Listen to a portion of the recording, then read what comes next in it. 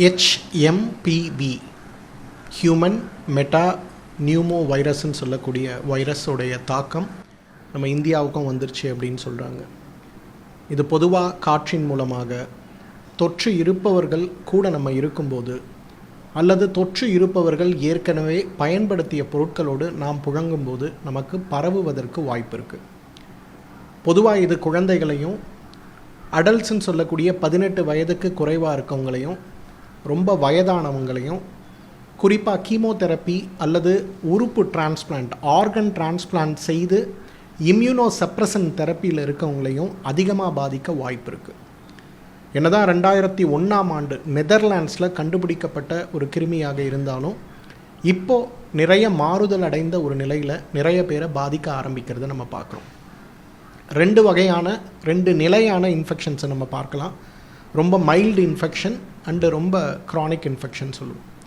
Mild infection அப்படிங்கிறது ஒரு தொண்டையில் ஏற்படுகின்ற கரகரப்பு, வறட்டு இருமல், காய்ச்சல், மூக்கில் தண்ணீர் வடியக்கூடிய நிலை, வழக்கமாக அலர்ஜிக்கு கொடுக்கக்கூடிய எந்த மருந்துகளும் ரெஸ்பாண்ட் பண்ணாமல் இருக்கக்கூடிய ஒரு நிலை அப்படிங்கிறது ரொம்ப மைல்டான இன்ஃபெக்ஷன் சொல்லுவோம். இது ரொம்ப க்ரானிக்காக மாறும்போது ஆஸ்துமா நோயிலிருந்து சிஓபிடின்னு சொல்லக்கூடிய நுரையீரலில் நிறைய மாறுதல்களை உருவாக்கக்கூடிய பலவீனத்திலிருந்து தொடர் இருமல், வறட்டு இருமல், சளியோட கூடிய இருமலாக மாறக்கூடியது, காய்ச்சல் விட்டு விட்டு வரக்கூடியதாக இருக்கிறத பார்க்குறோம். இந்த வைரஸுடைய அடுத்த ஒரு ஸ்டேஜ், வைரஸ் குணமான பிறகு கூட நிறைய பேருக்கு பார்த்திங்கன்னா மூட்டு வலிகளும் உடல் சோர்வும் 2-3 மாதங்களுக்கு கூட தொடர்ந்து இருக்கிறத நம்ம பார்க்குறோம். இந்த வைரஸ் வராமல் இருக்கணும்னா நம்ம என்ன பண்ணணும்? கோவிட் காலத்தில் என்ன ஒரு வழிமுறையை நம்ம பின்பற்றணும்? கைகளை கால்களை சுத்தமாக கழுவக்கூடிய ஒரு நிலை, எங்கே போனாலும் கூட்டம் இருக்கக்கூடிய இடங்களுக்கு நம்ம போகும்போது மாஸ்க் போடக்கூடிய ஒரு சுத்தமாக வச்சுக்கக்கூடிய ஒரு சூழல், அதே போல் சானிடைசர்ஸ் தொடர்ந்து நம்ம யூஸ் பண்ணக்கூடியது, இது எல்லாத்துக்கும் மேலே நம்மளோட இம்யூனிட்டியை பெட்டராக வச்சுக்கிறதுக்கு நம்மளுடைய குடும்ப மருத்துவரை சந்தித்து இம்யூன் பூஸ்டர்ஸ் ஏதாவது தேவையா அல்லது நிமோனியா வராமல் தடுப்பதற்கான தடுப்பூசிகள் ஏதாவது தேவையாங்கிறத பார்த்து அல்லது உணவு முறைகளில் என்ன செய்யணுங்கிறத முறையான மருத்துவ ஆலோசனையோடு நம்ம பின்பற்றணுன்னா நம்மளை நாமே பாதுகாக்கிறதுக்கும், ஒருவேளை இந்த அறிகுறிகள் தெரிஞ்சதுன்னா நம்மளை நாமே தனிமைப்படுத்தி முறையான மருத்துவ ஆலோசனை எடுத்துக்கிட்டோம்னா இந்த இன்ஃபெக்ஷன் பற்றி நம்ம கவலைப்பட வேண்டிய அவசியமே இல்லை. இப்போது சீனாவில் இது தொடர்ந்து இருந்தது அப்படின்னு கேள்விப்பட்டோம். இப்போது எந்த ஊருக்குமே பயணிக்காத நபர்களுக்கு இது தொற்று இருக்குது அப்படின்னு சொல்லியிருக்காங்க. அப்போது அது அங்கேருந்து இங்கே வந்திருக்குதா, இல்லை இங்கேயே அந்த வைரஸ் ஏற்பட்டிருக்கா, இல்லை இந்தியா ஃபுல்லாக பரவுறதுக்கு இதே மாதிரி அவங்க தொடர்பு இல்லைன்னா கூட வரதுக்கு வாய்ப்புகள் இருக்கா? சரி, இப்போது இந்த வைரஸுடைய தாக்கம் இப்போ சீனாவிலிருந்து வந்ததாக நம்ம பார்க்குறோம். ஆனால் இதே போன்று ஒரு விஷக்காய்ச்சலோட அறிகுறிகள் கடந்த ஒரு 6 மாதமாக நம்ம தமிழ்நாட்டிலையும் இந்தியா ஃபுல்லாக ரெக்கார்டட் ஆகிருக்கு அப்படின்னு நிறைய மெடிக்கல் ஸ்டாட்டிஸ்டிக்ஸ் சொல்கிறத பார்க்குறோம். ஆனால் ஒரு வைரஸை ஐசோலேட் பண்ணி இது ஒரு எபிடமிக்காக இருக்கா அப்படிங்கிற ஒரு டெஸ்ட் எதுவும் நம்ம பண்ணலை. பட் சீனாவில் பரவ ஆரம்பித்த பிறகு நம்முடைய சுகாதாரத்துறை விழித்தெழுந்து இப்போ இந்த மாதிரி அறிகுறிகள் இருக்கவங்களுக்கு நிறைய டெஸ்ட் பண்ணுறாங்க. இது காற்றில் பரவக்கூடிய வாய்ப்புகள் இருக்கிறதுனால, டச்சு இல்லாமையே பரவக்கூடிய வாய்ப்புகள் இருக்கிறதுனால நமக்கு இது அங்கேருந்து இங்கே வருவதற்கு வாய்ப்புகளும் இருக்குது. அதே நேரத்தில் ஏற்கனவே நம்ம ஊரில் இது பரவி இருந்தோம், இப்போ இதற்கான கவன ஈர்ப்பாக இருக்கிறதுக்கும் வாய்ப்புகள் இருக்குது.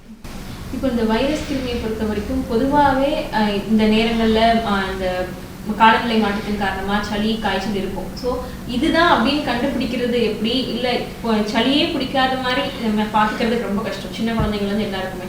அப்போ அதை எப்படி நம்ம கவனிச்சுக்கிறது இந்த விஷயங்களுக்கு சீரியஸ் ஆகாமல்? சரி, பொதுவாக இப்போ இந்த வைரஸோட ஒரு பெக்யூலியாரிட்டி என்னென்னா, சளி இல்லாமல் ஏற்படக்கூடிய வறட்டு இருமலும், மாலை நேரங்களில் ஏற்படுகின்ற காய்ச்சலும், கடுமையான உடல் சோர்வும், எப்படி கோவிடில் இருந்ததோ அதே போல் சுவையின்மையும், அதே போல் நுகர்வின்மைன்னு சொல்லக்கூடிய ஸ்மெல்லை கண்டுபிடிக்க முடியாத அறிகுறிகளும் சிலருக்கு இருக்கிறதா நம்ம சொல்கிறாங்க. ஸோ இந்த அறிகுறிகள் ஏதாவது இருக்குன்னா நாமே நமக்கு வந்திருக்கிறது ஒரு சாதாரண ஒரு சளியுடைய காலநிலை மாற்றத்தால் இருக்கக்கூடிய ஒரு தொற்றாக நினைக்காம உடனடியான மருத்துவ ஆலோசனை, உடனடியாக மருத்துவர்களை சந்தித்து நம்மளை நாமே தனிமைப்படுத்தி அட்லீஸ்ட் குடும்பத்தில் இருக்கவங்க மற்றவங்களுக்கு யாருக்கும் பரவாமல் பாதுகாக்கணும். எதாக இருந்தாலும் ஏர்லி இன்டர்வென்ஷன் அப்படிங்கிறது ரொம்ப முக்கியம். அறிகுறிகள் இருக்குது, நமக்கு சந்தேகம் இருக்குன்னா உடனே மருத்துவரையோ மருத்துவமனையோ தொடர்பு கொள்ள வேண்டியது ரொம்ப ரொம்ப அவசியம். இப்போ கோவிட் மாதிரி இதுக்கும் பயப்படணுமா? ஏன்னா எல்லாருமே அந்த பேண்டமிக்ல இருந்து பயந்து இருக்கின்ற அதே விஷயங்கள் தான் இதுலயும் இருக்கும் அப்படின்னு சொல்லியிருக்கீங்க. கோவிட் அளவுக்கு சீரியஸ் ஆகிறதுக்கான வாய்ப்புகள் இருக்கா? சரி, பொதுவாக இன்றைக்கு கோவிடை பார்த்து நம்ம ஏன் பயந்தோம்னா, நுரையீரலில் அது ஏற்படுத்தக்கூடிய பாதிப்பை ரிவர்ஸ் பண்ணுறதுக்கு நமக்கு நிறைய நேரம் தேவை. அந்த நேரம் கிடைக்காத போது நம்ம நிறைய பேருக்கு உயிரிழப்பு ஏற்பட்டது. இப்போ இந்த வைரஸும் பார்த்திங்கன்னா முதல் நிலையில் இருக்கும்போது பெரிய அளவு நுரையீரலை பாதிக்கிறது கிடையாது. தொண்டை பகுதியில் ஏற்படுகின்ற பாதிப்பு இருமல், காய்ச்சல், உடல் வலி, மூட்டு வலி இதோடு நிற்குது. ஆனால் நம்மளோட நோய் எதிர்ப்பு சக்தி ரொம்ப குறைவாக இருக்குது அப்படின்னும்போது குறிப்பாக சர்க்கரை நோயாளிகள், கிட்னி நோயினால் அவதிப்படுபவர்கள், ஆர்கன் டிரான்ஸ்பிளான்ட் செய்து கொண்டவர்கள், புற்றுநோய்க்கான சிகிச்சையில் இருக்கவங்க, இல்லை புற்றுநோய் சிகிச்சை முடிந்து இம்யூனோ சப்ரசன்ட்டுன்னு சொல்லக்கூடிய தேவையற்ற நோய் எதிர்ப்பு சக்தியை குறைக்கக்கூடிய மருந்துகளோட தெரப்பியில் இருக்கவங்க, ரீசன்ட் டேஸில் சர்ஜரி பண்ணிக்கிட்டவங்க, ஏற்கனவே ஆஸ்துமா நோயினால் அவதிப்பட்டு கொண்டிருப்பவர்கள், இவங்க எல்லாருக்குமே இந்த வைரஸ் ஒரு பெரிய ரிஸ்க் ஃபேக்டர்னு சொல்லணும்.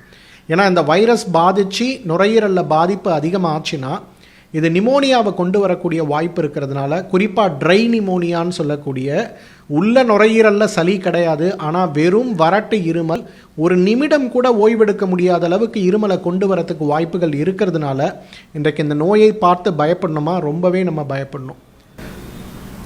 இப்போ கோவிட் அப்படின்ற இது தாண்டி இப்போ இந்த வைரஸும் தொடர்ந்து வரப்போகுதுன்னு சொல்லியிருக்காங்க.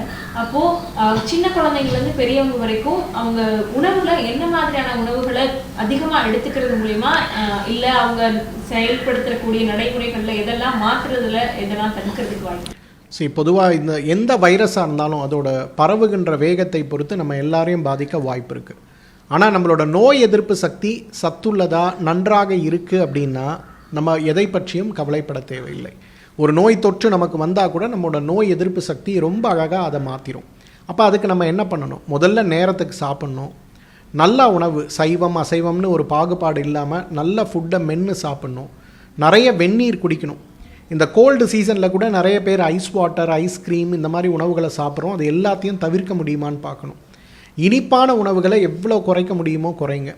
சமையலில் பொதுவாகவே மஞ்சள் சார்ந்த, எலுமிச்சை சார்ந்த உணவுகளை கொஞ்சம் பயன்படுத்த முடியுமான்னு பார்க்கணும். புளிப்பு சுவை இருக்க உணவுகளை குறைக்கணும். காரமான உப்பு சுவை இருக்கக்கூடிய உணவுகளை குறைக்கணும். உணவு சாப்பிட்ற நேரம் தவிர மற்ற நேரங்கள்லையும் தண்ணீருக்கு பதிலாக வெந்நீராக குடிக்க ஆரம்பித்தோம்னா இந்த இன்ஃபெக்ஷனோட பாதிப்பு மட்டும் இல்லை, நோய் எதிர்ப்பு சக்தி நமக்கு சீராகிறத நம்ம பார்க்கலாம். இந்த வைரஸ் ஏதாவது கிருமிகள் மூலியமா வருதா, இல்லை இப்போ பாக்டீரியா தொற்றுனா ஒரு பூச்சிகள் மூலியமா வருது அப்படின்ற மாதிரி சொல்றோம். இப்போ இந்த வைரஸ் எதன் மூலியமாலாம் வருது? காற்றின் மூலமா பரவுது. பட் இதோட தொடக்கம் அப்படின்னு வரும்போது வேற எந்த விதத்துலலாம் வர்றதுக்கான வாய்ப்புகள் இருக்கு? அது இதுதான் காரணம்னு நம்மளால ஐடென்டிஃபை பண்ண முடியுமா? 2001ஆம் ஆண்டு இதை நெதர்லாண்ட்ஸில் கண்டுபிடிக்கும் போது இது ஒரு ஆடிலிருந்து வந்தது அல்லது ஒரு இறைச்சியிலிருந்து வந்தது அப்படிங்கிற மாதிரி சொன்னாங்க. ஆனால் அப்பொழுதும் அது ஒரு உறுதிப்படுத்த முடியாத ஒரு தகவலாக தான் இருந்தது. ஆனால் அது பரவ ஆரம்பித்த பிறகு பெரும்பாலும் பார்த்திங்கன்னா இந்த காலநிலை மாற்றங்கள், இன்றைக்கு உலகம் ஃபுல்லாக இருக்கக்கூடிய தட்ப வெப்பநிலை மாறுதல்கள் அப்படிங்கிறது இன்றைக்கு புதிய வகையான வைரஸ்களை உருவாக்கக்கூடிய, புதிய பாக்டீரியாக்களை உருவாக்கக்கூடிய, பாக்டீரியா வைரல் மியூட்டேஷன்ஸ்னு சொல்லக்கூடிய அந்த ஒரு மாற்றத்தை இன்றைக்கு நம்மளுடைய சுற்றுப்புறத்தில் பெரிய அளவில் கொண்டு வரதை நம்ம பார்க்குறோம்.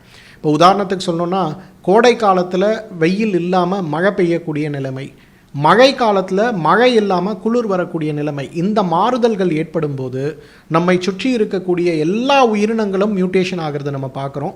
அந்த மியூட்டேஷன்ஸ் இப்போ சமீப காலத்தில் மிகப்பெரிய அளவில் நமக்கு பயமுறுத்தக்கூடிய அளவுக்கு மியூட்டேஷன்ஸாக மாறுறதுனால புதிய வகையான வைரஸ்கள், ஏற்கனவே பாக்டீரியா தொற்று வரும்போது கொடுக்கக்கூடிய மருந்துகள் வேலை செய்ய முடியாத அளவுக்கு ஆன்டிபயோட்டிக் ரெசிஸ்டன்ட் பாக்டீரியாக்கள் அப்படிங்கிறது சமீப காலத்தில் ரொம்ப பெரியதாக மாறி இருக்கிறத பார்க்குறோம். ஸோ இதற்கான காரணங்கள் காலநிலைகள்லேருந்து ஆரம்பித்து இன்றைக்கு அதை தாங்கிக் கொள்ளக்கூடிய அளவுக்கு நோய் எதிர்ப்பு சக்தி நம்ம யாருக்குமே இல்லைங்கிற அளவுக்கு இன்றைக்கு மாறுதல்கள் இருக்கிறதுனால இன்னும் நிறைய சவால்களை நாம் சந்திக்க போகிறோங்கிறது தான் ஒரு உண்மையான விஷயம். இந்த மாதிரி நிறைய பிரச்சனைகள் இருக்குன்ற பயத்துல மக்கள் தேவையற்ற மருந்துகளை மருத்துவரோட சஜஷன் இல்லாம எடுத்துக்கிறாங்க. இல்ல மருத்துவர் சொன்னது முன்னாடி வேற காரணத்துக்கு சொன்னது, இல்ல இன்னொருத்தருக்கு கேட்டுச்சு அப்படின்னு ஆன்டிபயோட்டிக்கல் மெடிசன்ஸ் அதிகமா எடுத்துக்கிறாங்க. அது என்ன மாதிரி காசஸை ஏற்படுத்தலாம்? அதை தடுக்கணும்னா என்ன மாதிரி விஷயங்களை அவங்க மாறுதலா பண்ணணும்? சரி, பொதுவாகவே இன்றைக்கு பார்த்தோம்னா மருந்துகள் எடுத்துக்கொள்வதற்கு முன்பு நம்ம உடம்பில் இருக்கக்கூடிய நோய் என்னங்கிறத ஒரு மருத்துவ ஆலோசனையோடு புரிந்து கொள்வது நல்லது. இன்றைக்கி நாங்கள் இந்த மாதிரி இணையத்தில் பேசும்போது உங்ககிட்ட பேசும்போதெல்லாம் இந்தந்த அறிகுறிகள் இருந்தால் இந்த நோய்களாக இருக்கும் அப்படின்ற ஒரு அறிவுரைப்படுத்துறது எதுக்குன்னா, அந்த நோய் வந்ததுன்னா நம்ம புரிஞ்சுக்கணுங்கிறதுக்காக. உடனே அந்த நோய்க்கான மருந்துகள் என்னங்கிறத இணையத்தில் தேடுறதோ அல்லது நம்முடைய உறவினரோ நண்பரோ ஏதோ ஒரு டாக்டர்கிட்ட பார்த்த ப்ரிஸ்கிரிப்ஷன் கொண்டு வரும்போது அதை பார்த்து சாப்பிட்றதோ மிகப்பெரிய ஒரு தவறு. நோய் எதுங்கிறத நீங்கள் மருத்துவர்கிட்ட போய் அவங்க சொல்லக்கூடிய பரிசோதனைகள், அவங்க உங்களுக்கு ஏற்படுத்தக்கூடிய புரிதல்களுடைய அடிப்படையில் உங்களுக்கு என்ன வேணுங்கிற மருந்துகள் பரிந்துரைப்பாங்க. மருந்துகள் தேவையா இல்லையாங்கிறதையும் பரிந்துரைப்பாங்க. ஸோ அந்த பரிந்துரையை நீங்கள் பின்பற்றணும். இதில் ரொம்ப முக்கியமான விஷயம், இந்த நான் ஆல்கஹாலிக் லிவர் சிரோசிஸ்ன்னு சொல்லக்கூடிய குடிப்பழக்கம் இல்லாதவர்களுக்கு ஏற்படக்கூடிய ஈரல் நோய் அதிகமாக இருக்கக்கூடிய முதல் 5 நாடுகளில் இன்றைக்கு ஒன்றாக இருக்கிறது. அதற்கு அடிப்படை காரணம் மருத்துவ ஆலோசனை இல்லாமல் மருந்துகளை தேவையோ தேவையற்றதுன்னு புரிதல் இல்லாமல் நம்ம சாப்பிட்றது தான். அதனால் செல்ஃப் மெடிகேஷன் அப்படிங்கிறது ரொம்ப தவறு. நோய் பெருசாக இருந்தால் சிறுசாக இருந்தால் எதாக இருந்தாலும் மருத்துவ ஆலோசனையோடு நம்ம போகும்போது நோயும் வேகமாக குணமாகும். நமக்கு நோய்த்தன்மையும் நோயுடைய பக்க விளைவுகளும் மருந்துகளோட பக்க விளைவுகளும் இல்லாமல் இருக்கும். இப்போ இந்த வைரஸ் பாதிச்சுட்டா அதுக்கு ட்ரீட் பண்ணுறதுக்கான மெடிசின்ஸ் நம்ம இந்தியாவில் இருக்குதா இல்லை இன்னும் கண்டுபிடிக்கப்படலையா? தடுப்பூசிகள் எதுவும் இருக்குமா? சரி, நேரடியாக இந்த வைரஸ் உயிரிழப்பை ஏற்படுத்துவது கிடையாது. ஸோ அதை நம்ம முதல்ல புரிஞ்சுக்கணும். இப்போ கோவிட் வரும்போது கூட அது உருவாக்கிய பக்க விளைவுகள் என்ன, அது என்னங்கிறத நம்ம புரிஞ்சிக்கிறதுக்கே ஒரு வருட காலம் ஆனதுனால தான் நிறைய பாதிப்புகள் ஏற்பட்டது. இப்போ கோவிட் இன்னும் பரவிட்டு தான் இருக்குது. ஆனால் கோவிடை கட்டுப்படுத்துறது குணப்படுத்துறது என்னங்கிறத நமக்கு ஒரு புரிதல் இருக்குது. இப்போ இந்த வைரஸை பொறுத்தவரையிலும் இது 2001ஆம் ஆண்டிலிருந்தே இருக்கக்கூடிய ஒரு வைரஸாக இருக்கிறதுனால இதை பற்றி இருக்கக்கூடிய ஸ்டடீஸ், இதுக்கு என்ன ட்ரீட்மெண்ட் ப்ரோட்டோகால் உபயோகப்படுத்தணும், பேஷண்ட்ஸ்க்கு என்ன மாதிரி காம்ப்ளிகேஷன்ஸ் வருங்கிற ஸ்டடீஸ் நிறையவே நம்மக்கிட்ட தரவுகள் இருக்கிறதுனால இந்த வைரஸ் வந்தால் பயப்படணும்னு அவசியமே இல்லை. முறையான ட்ரீட்மெண்ட் இருக்குன்னா நிச்சயமாகவே நம்ம காப்பாற்றிக்க முடியும். நன்றி. என்னுடைய பெயர் வெல்னஸ் குருஜி டாக்டர் கௌதமன், ஸ்ரீவர்மா ஆயுர்வேத மருத்துவமனை.